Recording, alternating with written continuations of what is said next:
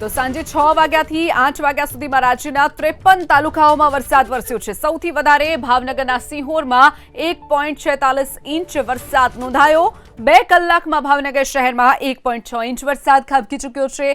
ગાંધીનગરના માણસામાં 0.94 ઇંચ વરસાદ નોંધાયો છે, તો ખેડાના નડિયાદમાં 0.87 ઇંચ વરસાદ વરસ્યો।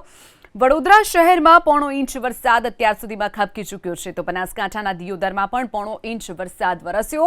આણંદના સોજિત્રામાં 0.5 ઇંચ કમોસમી વરસાદ વરસ્યો છે। કપડવંજ, વસો અને ધોળકામાં પણ 0.5 ઇંચ વરસાદ નોંધાયો છે। ઠેર ઠેર જે સાંજ પછી વાતાવરણમાં પલટો આવ્યો। એક તરફ જે આગાહી કરવામાં આવી હતી તેની વચ્ચે વાતાવરણમાં પલટો આવ્યો અને બીજી તરફ જે વરસાદ વરસ્યો છે ઠેર ઠેર સૌથી વધારે ભાવનગરના સિંહોરમાં નોંધાયો છે। 1.46 ઇંચ વરસાદ વરસ્યો છે, તો કપડવંજ અને વસો ધોળકામાં પણ 0.5 ઇંચ વરસાદ, આણંદના સોજિત્રામાં પણ 0.5 ઇંચ વરસાદ નોંધાયો છે।